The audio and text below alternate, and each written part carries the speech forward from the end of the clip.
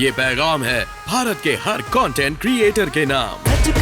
जय भीम बड़ा सीधा हंसी जय भीम जय Bhim app available on the play store and Apple app store now.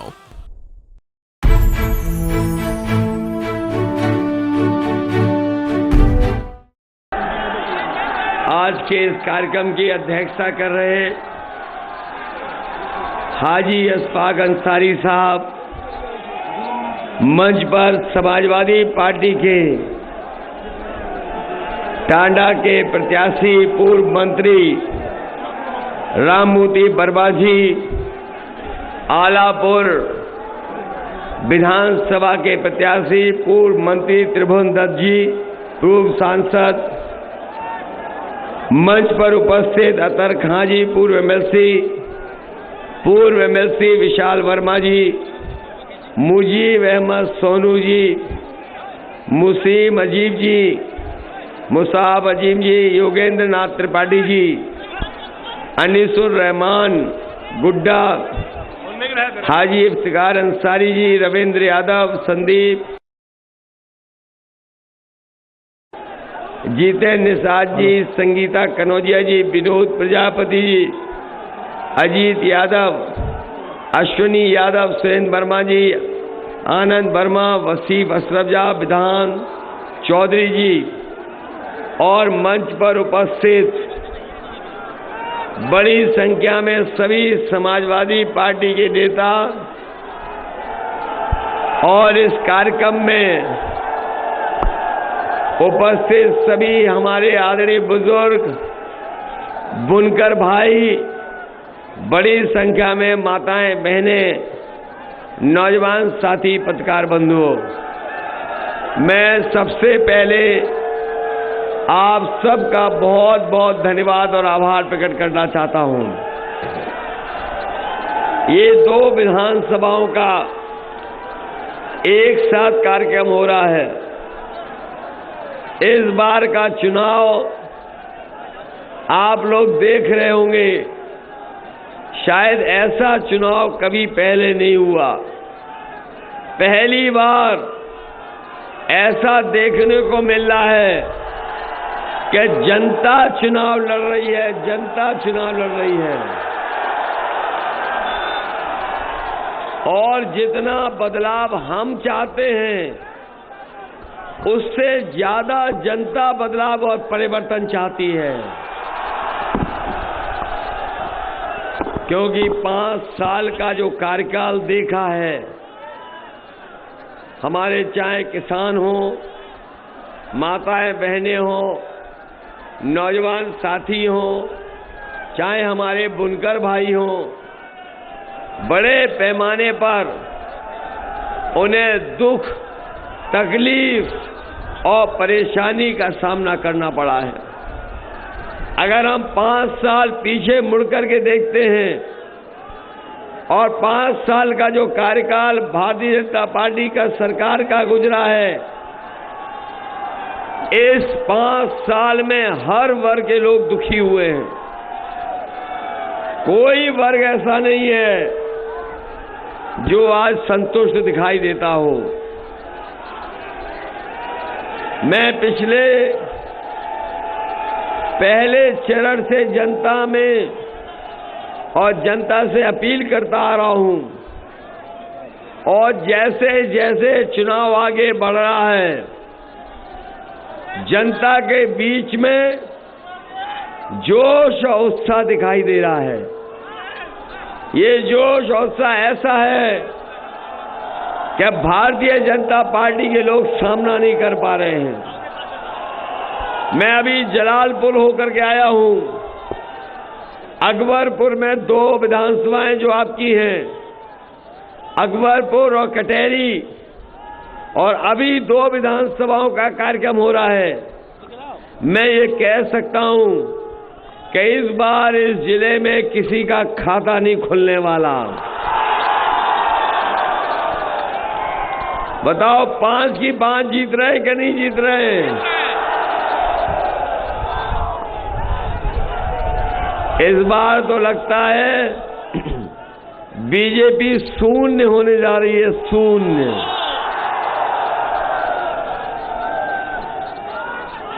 BJP के नेता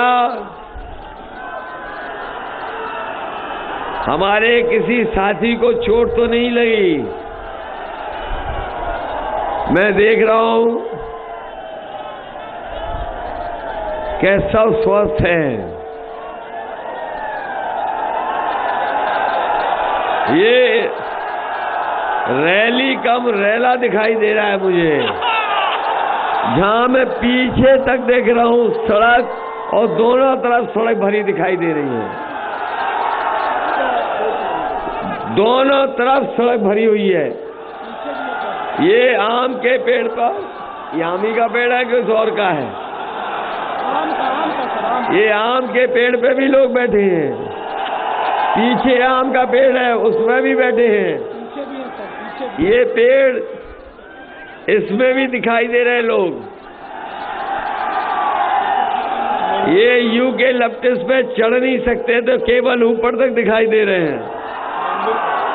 ये आम की जो ऊपर डाली है वहां भी पहुंच गए हैं। पीछे देखिए पेड़ तक, जो पीछे पेड़ दिखाई दे रहा है, खजूर से पहले वहां भी झंडा लहरा रहा है। ये मंदिर के पास भी लोग हमें दिखाई दे रहे हैं। ऐसा जन समर्थन, जन सैलाब पहले नहीं देखने को मिला। ये बीजेपी के लोग कहने को तो कहते हैं कि दुनिया में सबसे बड़ी पार्टी है उनकी।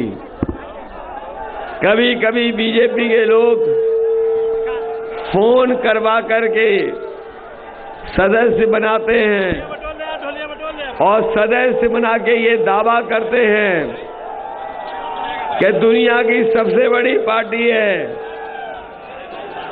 लेकिन आज 5 साल के बाद और डबल इंजन की सरकार ने जिस तरीके से काम किया है और जनता को धोखा दिया है, उससे लग रहा है कि दुनिया में इनसे झूठी पार्टी कोई नहीं है जैसी भारतीय जनता पार्टी की है।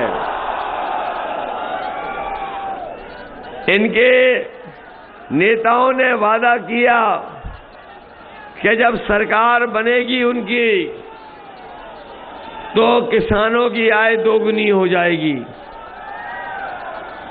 बताओ हमारे किसान भाइयों, अगर किसी की आय दोगुनी हो गई हो तो बता दो।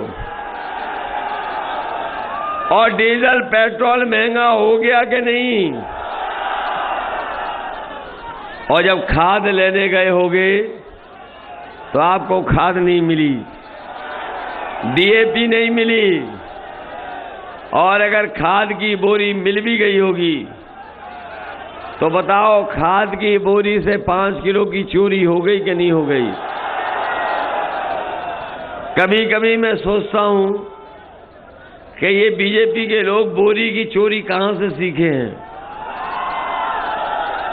आपने कभी पार्ले जी का बिस्किट पैकेट खरीदा है? और जब पहले खरीदा करते होगे तो इतना बड़ा था।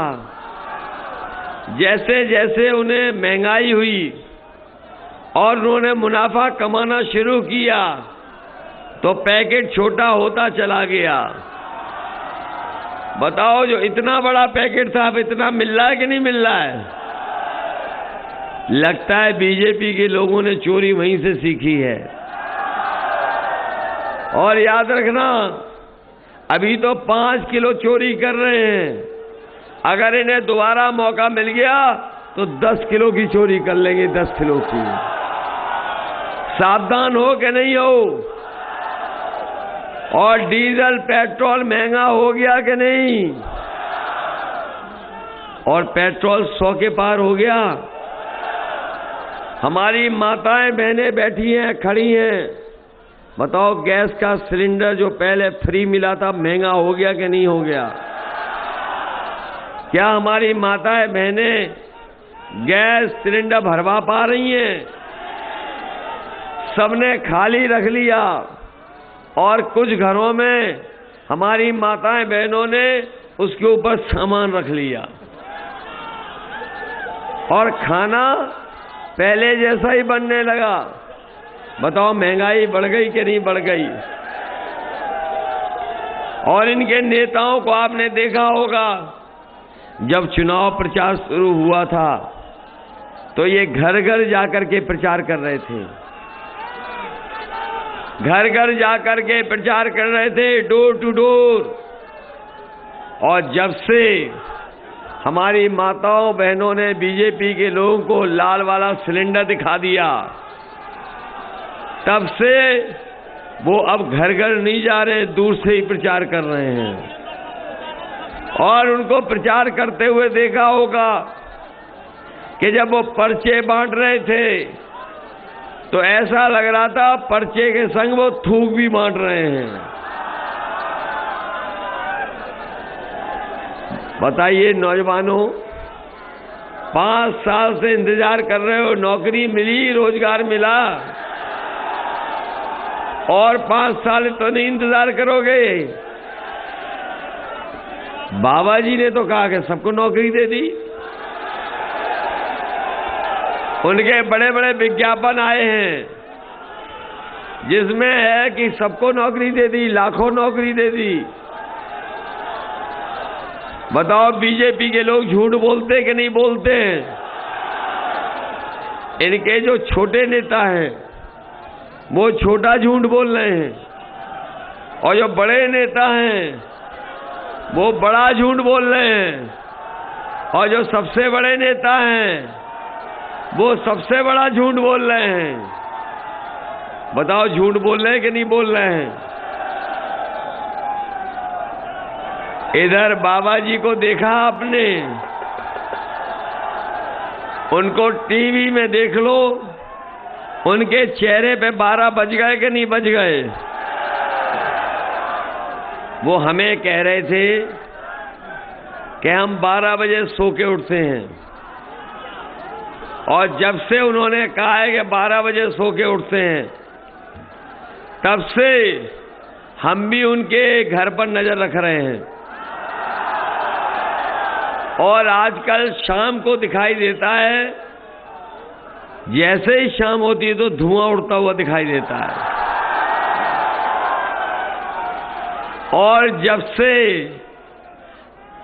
4 चरण का चुनाव खत्म हुआ है और 5वें चरण का कल खत्म हुआ है, बाबा मुख्यमंत्री को नींद नहीं आ रही है। रात में जग जाते हैं, फिर धुआं मांगते हैं। और अभी कुछ दिन पहले मैंने पुताई वाले उनके घर के पास जाते देखे। मैंने रोक के पूछा, पुताई वालों कहाँ जा रहे हो? तो वो बता रहे थे कि मुख्यमंत्री आवास में जो धुएं के काले धब्बे लग गए उन्हें पोतने जा रहे हैं। बताओ बाबा जी गोरखपुर जा रहे हैं कि नहीं जा रहे हैं? उन्होंने टिकट बुक कर ली अपनी कि नहीं कर ली? और वो नया गाना भी आ गया, यूपी में काबा आया, गाना कि नहीं आया? और इस बार यूपी में काबा होगा, बाय बाय बाबा बा। मन बना लिया कि नहीं बना लिया? मुझे तो ये लगता है कि राय बना चुके हैं यहाँ के लोग। दोनों विधानसभा ने राय बना ली है। और बाबा जी का याद है, कह रहे थे कि गर्मी निकाल देंगे। मुझे तो ये जन समर्थन जो दिखाई दे रहा है पीछे तक, इस बार यहाँ की जनता गर्मी निकालने वालों की भाप निकाल देगी। बताओ भाप निकाल दोगे? और अपने नौजवानों से कह के जा रहा हूं, ये जो गर्मी निकाल रहे थे, समाजवादी सरकार बनेगी तो अपने नौजवानों की फौज में भर्ती निकालने का काम समाजवादी सरकार में होगा। 3 साल से भर्ती बंद है, कोई भर्ती नहीं हुई। हमारे नौजवान दौड़ दौड़ के तैयारी कर रहे हैं, सुबह उठ कर के दौड़ने की तैयारी कर रहे हैं, लेकिन इस सरकार ने उनके लिए भर्ती नहीं खोली। समाजवादी सरकार बनेगी, भर्ती निकाल करके अपने नौजवानों को वर्दी पहनाने का काम समाजवादी सरकार में होगा। जो नौजवान पढ़े लिखे हैं जानते होंगे 20 लाख समाजवादियों ने कहा है कि आईटी के क्षेत्र में रोजगार देने का काम करेंगे, और इसलिए क्योंकि इधर इंटरनेट, मोबाइल, कारोबार से लेकर के उद्योग और नए जमाने की जो चीजें बदली हैं, उसमें बिना इंटरनेट, बिना कंप्यूटर, बिना नई तकनीकी के रोजगार नहीं मिल सकता। इसलिए समाजवादियों ने तय किया है कि चाहे अपने नौजवान जो 12वीं पास करने वाले हैं उन्हें, या जो पढ़े लिखे हैं उन्हें ट्रेनिंग दिलानी पड़े, चाहे आईटीआई में ट्रेनिंग दिलानी पड़े, पॉलिटेक्निक में ट्रेनिंग दिलानी पड़े, अलग से ट्रेनिंग दिला करके 20 लाख से ज्यादा नौजवानों को आईटी क्षेत्र में रोजगार देने का काम समाजवादी लोग करेंगे। जिन साथियों को ये जानकारी होगी कि अभी सरकार में 11 लाख पद खाली हैं जो भरे नहीं गए हैं अभी तक, जो लोग गांव में रहते हैं, और आप लोग जानते होंगे कि जब से भारतीय जनता पार्टी की सरकार आई है, पिछले 3 साल से हमारे बच्चों की पढ़ाई बर्बाद हो गई है। बच्चों की पढ़ाई नहीं हो पा रही है। जहां गांव के स्कूल में बच्चे पढ़ लिख जाते, इस सरकार ने पढ़ाई ठप कर दी, पूरी शिक्षा चौपट कर दी गरीबों के बच्चों की। समाजवादी सरकार आएगी तो ये अपने बीएड टेट करे हुए नौजवानों को नौकरी देने का काम होगा। बताओ, बीएड टेट वाले लोग पढ़ लिया हमारा मैनिफेस्टो के नहीं पढ़ लिया? सरकार आएगी तो आपको समायोजित करने का काम करेंगे। न केवल बीएड टेट वालों को, बल्कि सबसे ज्यादा शिक्षा विभाग में नौकरी खाली है। हमें शिक्षा मित्र से लेकर के बीटीसी और बीपीएड लोगों को भी नौकरी देनी पड़ी तो समाजवादी सरकार में नौकरी मिलेगी। इधर सरकार के लोग हमारे नौजवानों के भविष्य से खिलवाड़ कर रहे हैं, नौकरियां आउटसोर्स पे दे रहे हैं, मानदेय पे दे रहे हैं। ये हमारे रोजगार सेवक जानते होंगे, समाजवादियों ने कह दिया है कि आउटसोर्स भी बंद होगा और अपने रोजगार सेवकों की भी मदद करने का काम समाजवादी सरकार में होगा। रोजगार सेवक ही हैं, रोजगार सेवक। याद है कि नहीं याद है? इसलिए आप सबसे हम विशेष निवेदन अपील करने आए हैं। ये बीजेपी के लोग जनता को गुमराह करना चाहते हैं। जब चुनाव आ गया है तो बुनियादी सवालों पर नहीं आ रहे हैं। जो हमारी असली समस्या है उन बातों पर चर्चा नहीं कर रहे हैं।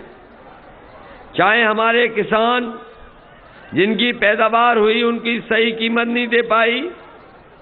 अभी अगर धान पैदा किया तो बताओ, धान की लूट हो गई किसानों की कि नहीं हो गई? और न केवल धान की लूट हुई, बल्कि जब हमारा किसान सरसों तैयार कर लेता है तब उसे कोई कीमत नहीं देती सरकार।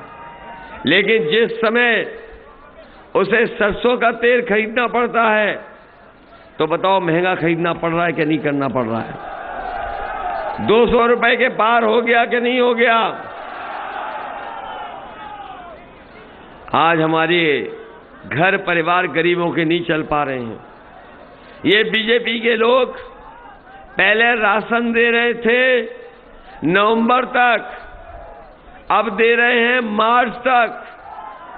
और इनका लखनऊ का और दिल्ली का बजट देख लो, ना लखनऊ के बजट में पैसा रखा है, ना दिल्ली के बजट में पैसा है, क्योंकि वो जानते हैं मार्च के बाद उनकी सरकार बनने वाली नहीं है।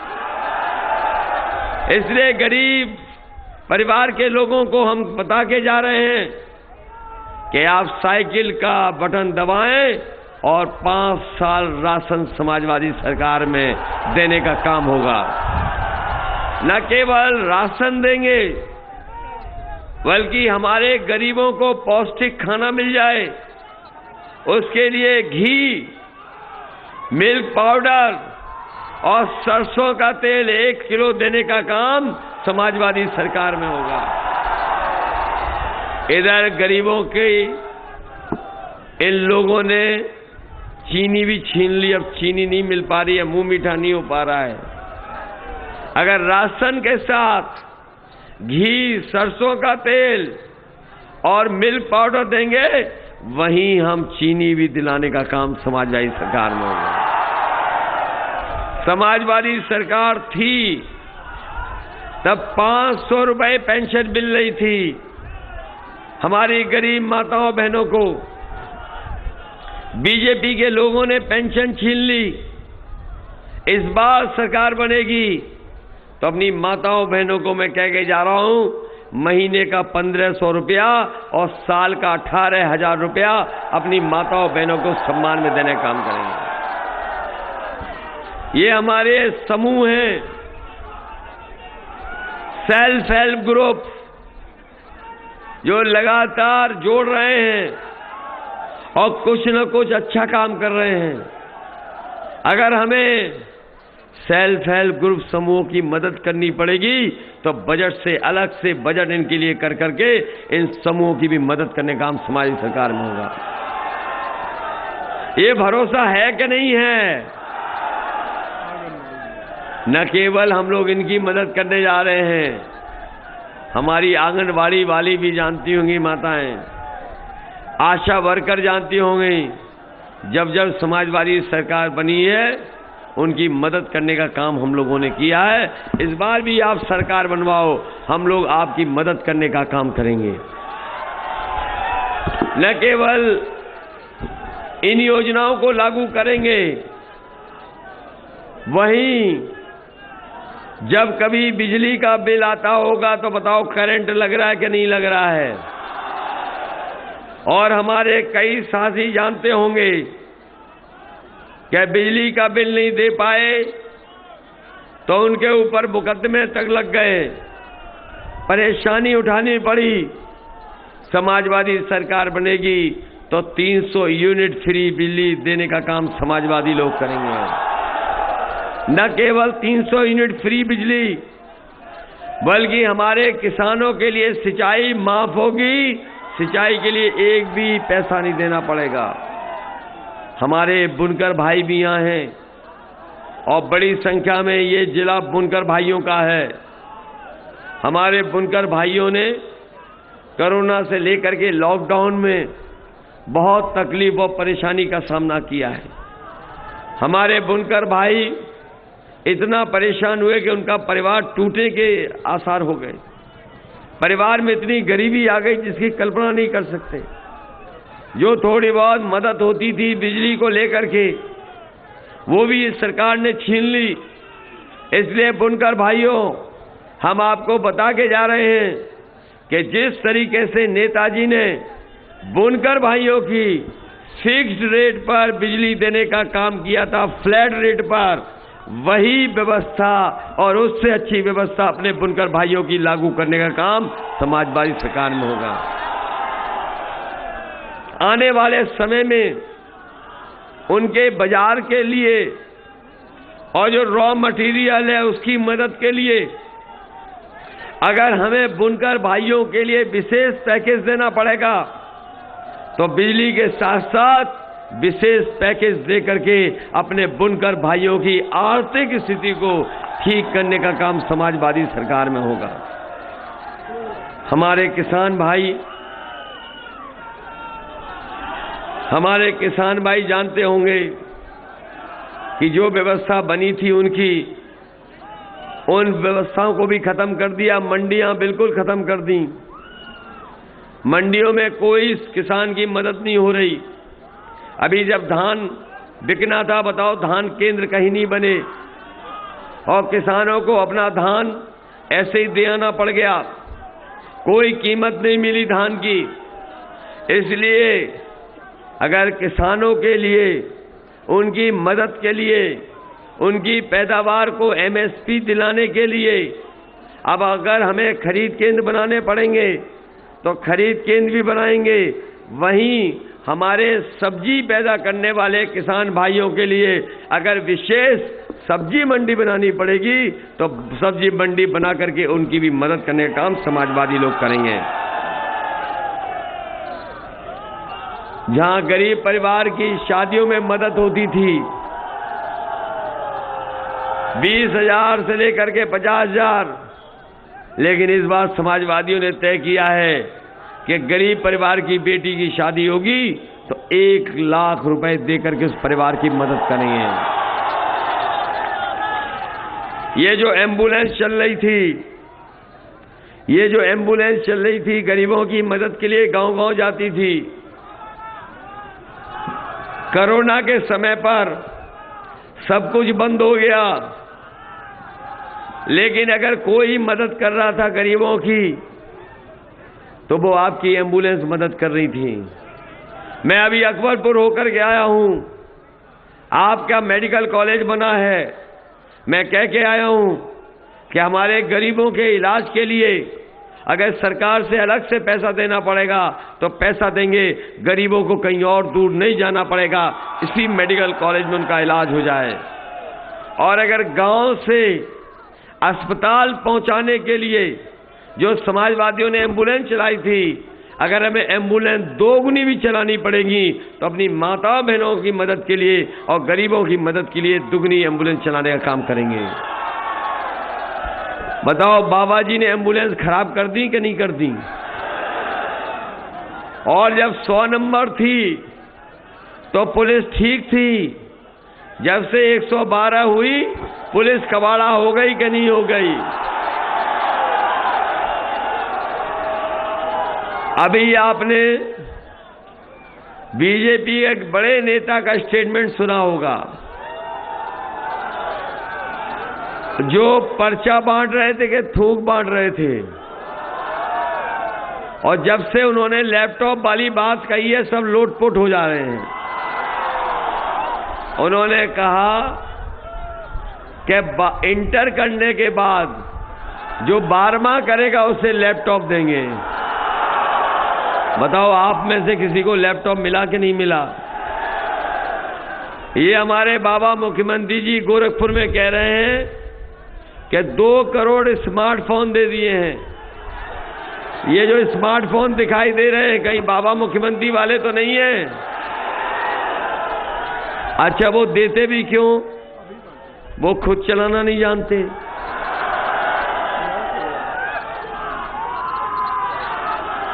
और उन्होंने एक तस्वीर डाली थी, याद है, कि बाबा जी पूरब देख रहे हैं और जनता पश्चिम देख रही है। तब पता लगा कि ये स्मार्टफोन भी नहीं चला सकते। कभी कभी बीजेपी वाले कहते हैं हम लोगों को घोर परिवारवादी।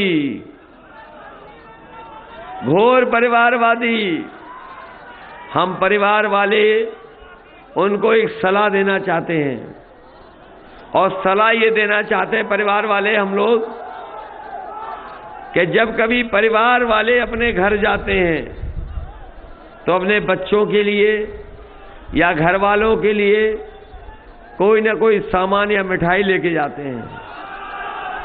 इस बार हम बाबा मुख्यमंत्री जी को कहना चाहते हैं, 10 तारीख के बाद आपने जो 11 तारीख की टिकट बुक की है, आप जब गोरखपुर जाओ तो कम से कम आप अपने गुल्लू के लिए बिस्कुट जरूर लेते जाना।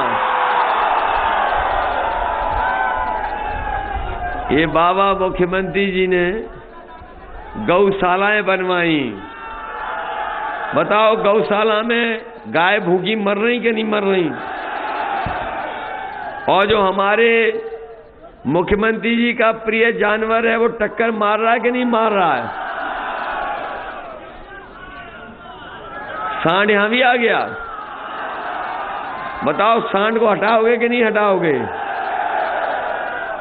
इसलिए हम आपसे निवेदन करना चाहते हैं, जहां समाजवादी लोग बीएड टेट वालों की मदद करने जा रहे हैं, अब हमारे नौजवान साथियों हम आपसे भी निवेदन करेंगे आपने हमारा पढ़ लिया मैनिफेस्टो, हम तो आपको समायोजित करेंगे, लेकिन कम से कम आप अपने गांव में बूथ पर समाजवादी पार्टी को जिताने का काम करना। जिताओगे कि नहीं जिताओगे? ये ग्रामीण जन स्वास्थ्य रक्षक कल्याण समिति ने कहा है कि इनकी तमाम बिंदुओं पर सरकार कोई सहयोग नहीं कर रही है। हम आपको भरोसा दिलाते हैं कि समाजवादी सरकार बनेगी तो आपकी भी मदद करने का काम होगा। हमारे ये रोजगार सेवक हैं, पिछले कई वर्षों से विनियमितीकरण के लिए लड़ रहे हैं। समाजवादी सरकार बनेगी तो विनियमितीकरण करने का काम भी समाजवादी सरकार में होगा।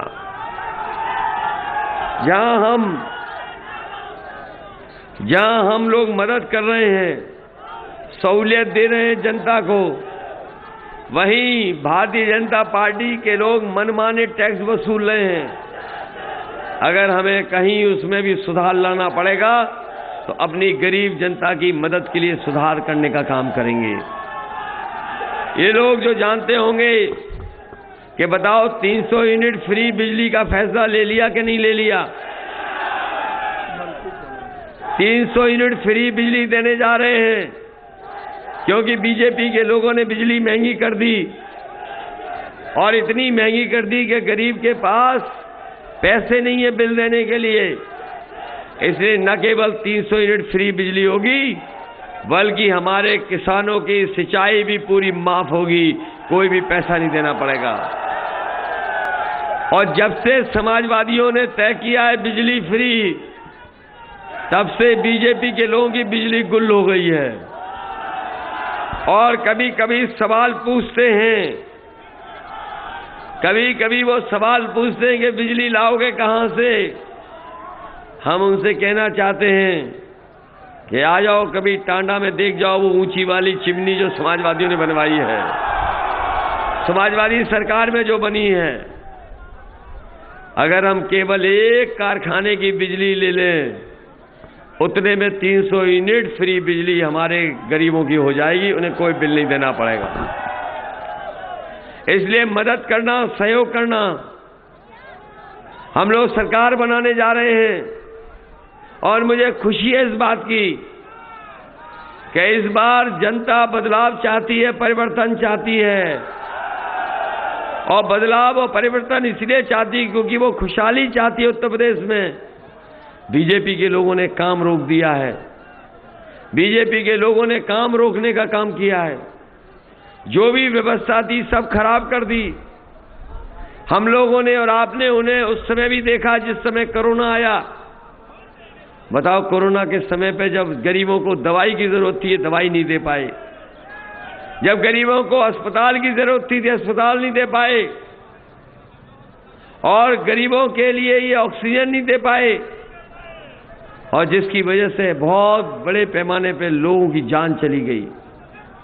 याद है कि नहीं याद है?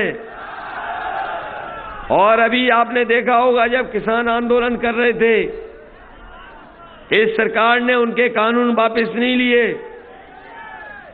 वहां के किसान चाहते थे काले कानून वापस हो जाएं।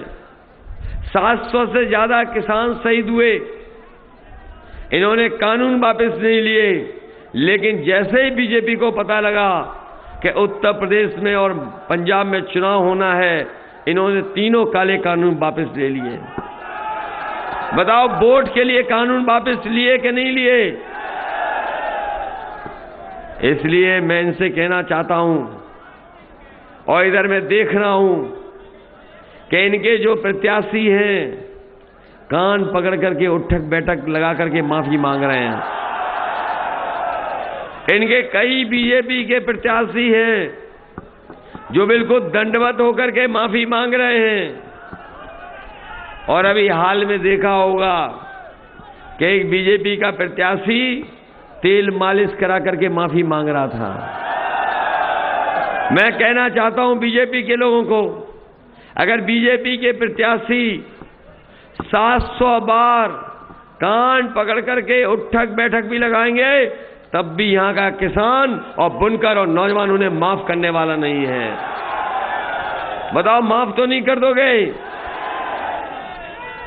इसलिए मैं आप सबसे, समाजवादी पार्टी के दोनों प्रत्याशी जो हमारे हैं, मैं उनके सहयोग और मदद के लिए आपसे अपील कर रहा हूं। आप दोनों की मदद करना। जहां मदद करने के लिए और सहयोग मांगने के लिए आए आपसे, वहीं हम इस दुख की घड़ी में, क्योंकि हमने बहुत नेता अपने खोए हैं। अभी कुछ दिन पहले आपको पता होगा, हमारी पार्टी के बहुत समर्पित नेता जो एमएलसी भी रहे, मंत्री भी रहे, और शायद उत्तर प्रदेश में इतना ईमानदार कोई मंत्री नहीं रहा होगा जितना मंत्री ईमानदार अहमद हसन साहब थे। वो अहमद हसन साहब बीमार थे, तकलीफ और परेशानी में थे, लेकिन तब भी ये हमेशा ये सोचते थे और कहते थे कि हमें चुनाव में जाना है, जनता के बीच में जाना है। लेकिन भगवान ने हमारे बीच में उन्हें नहीं रहने दिया, वो आज हमारे बीच नहीं है। हमने पार्टी के लोगों ने एक बहुत बड़ा नेता खोया है। न केवल वो नेता थे, बल्कि आपसे और हम लोगों से घर परिवार की तरह मिले हुए थे। वो एक ईमानदार नेता थे, और नेताजी के साथ से लेकर के हमारा साथ कैसा भी समय हो उन्होंने दिया है, हम उन्हें भूल नहीं सकते। हम उनके तमाम सहयोगी साथियों को ये कह सकते हैं कि जब भी हमें काम करने का और सरकार बनाने का मौका मिलेगा, उनकी याद में कोई न कोई बड़ा काम हम लोग कर करके दिखाएंगे। जहां हमने अहमद हसन साहब को खोया है, वहीं इस क्षेत्र के बहुत लोकप्रिय नेता, बताओ हम लोगों ने पहलवान जिन्हें कहते थे, खोया कि नहीं खोया? उनका चाहे पहनावा हो, चाहे उनके व्यवहार हो, और चाहे वो जनता के बीच में रहने का काम हो, शायद ऐसा दूसरा नेता हम लोगों को कभी नहीं मिलेगा। हम लोगों ने पहलवान उन्हें खोया, और मुझे याद है कि कई बार उनके लिए हमें वोट मांगने के लिए भी आना पड़ा। कई बार नेताजी भी वोट मांगने आए, हम लोग जिता भी ले गए, हार भी गए, लेकिन उन्होंने जनता के दुख दर्द और परेशानी को कभी नहीं छोड़ा। दुख और परेशानी में हमेशा वो पहलवान आपके बीच खड़े रहे। आज वो हमारे बीच नहीं है।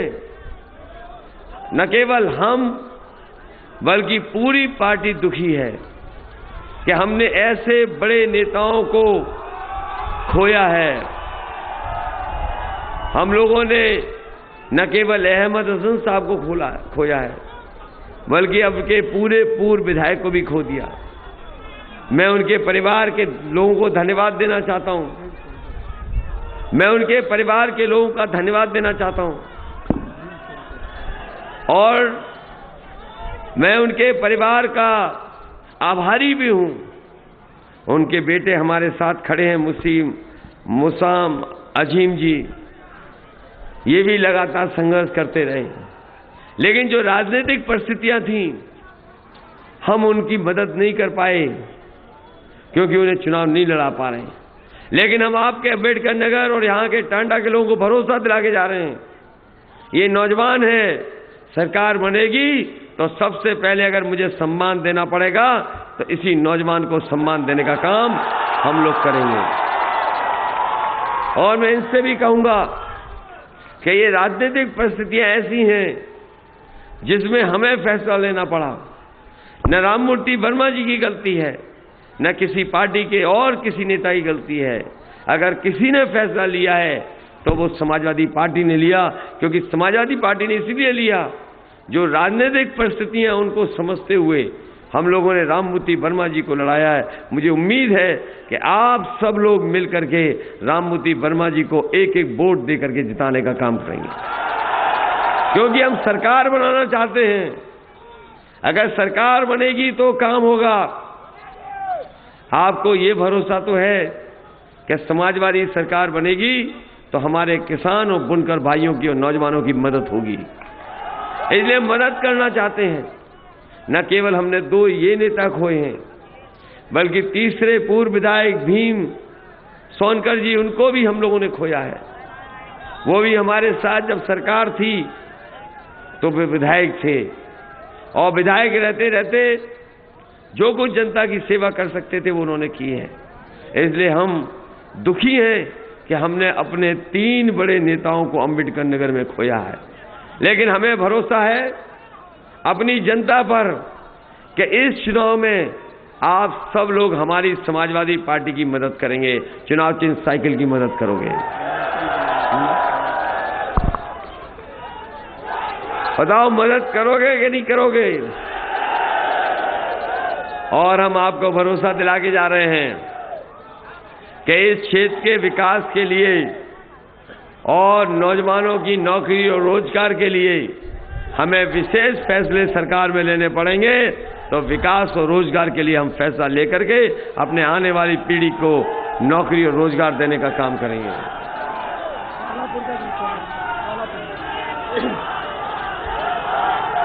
और ये जिला तो ऐसा है, ये जिला तो ऐसा है जिसको हमें गोद ही लेना पड़ेगा, और इसलिए गोद लेना पड़ेगा क्योंकि डॉक्टर राम मनोहर लोहिया यहीं के थे। अभी बाबा मुख्यमंत्री समाजवाद का पाठ पढ़ा रहे थे हमें। वो समाजवाद जानते हो न जानते हो, लेकिन अगर उन्हें ऊपर से नीचे देखोगे तो वो समाजवादी दिखते हैं। बताओ, समाजवादी दिखते हैं कि नहीं दिखते हैं? इसलिए इस जिले को गोद लेकर के, चाहे हमें एक्सप्रेस वे से जोड़ना पड़े, चाहे सड़कें ठीक करनी पड़े, चाहे बिजली, और जब आप मंत्री थे तो आपने यहाँ पर पराग का प्लांट लगाने का भी काम किया था।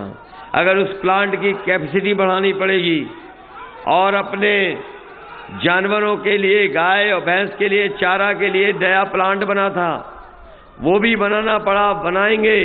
और वहीं हम आलापुर के अपने त्रिभुवन जी को भरोसा दिलाते हैं कि आप जीतिए, आपके क्षेत्र की कोई समस्या नहीं रहेगी। हमें बजट से अलग से पैसा देना पड़ेगा, हम बजट से अलग से पैसा देंगे। इसलिए मदद करिए। बताओ, मदद करोगे कि नहीं करोगे? सहयोग करोगे? और इधर उधर जो घूम रहे प्रत्याशी, उनसे बचाओगे हमें? और जो हाथी पे बैठे हैं वो कहां चले जाएंगे? अभी देखा नहीं, बीजेपी के बड़े नेता वोट मांग रहे थे, उनके लिए मांग रहे थे कि नहीं मांग रहे थे? इसलिए सावधान रहना। ये चुनाव देश का सबसे बड़ा चुनाव होने जा रहा है। ये चुनाव केवल उत्तर प्रदेश का चुनाव नहीं है, ये चुनाव लोकतंत्र और संविधान बचाने का भी चुनाव है। और इस चुनाव के बाद वो देश की राजनीति बदलने का काम समाजवादी लोग करेंगे। इसलिए मदद करिए, सहयोग करिए, और एक एक वोट साइकिल के निशान पे डालने का काम करना। आप सबका बहुत बहुत धन्यवाद देता हूं, बधाई देता हूं। वहीं अगर हमें इन सीनियर नेताओं को सम्मान देना पड़ेगा तो सरकार बनने पर इनको सम्मान देने का काम भी हम लोग करेंगे। इसलिए बताइए, ये बीएड टेट वाले लोग बूथ जिताओगे कि नहीं जिताओगे? रोजगार सेवक मदद करोगे कि नहीं करोगे? और हमारे बुनकर भाइयों, फ्लैट रेट और आपके रॉ मटेरियल की मदद करने का काम समाजवादी सरकार में होगा। नौजवानों, फौज में भर्ती होगी, पुलिस में भर्ती होगी, और 11 लाख जो पद खाली पड़े उनको भी भरने का काम होगा। इसलिए मदद करोगे?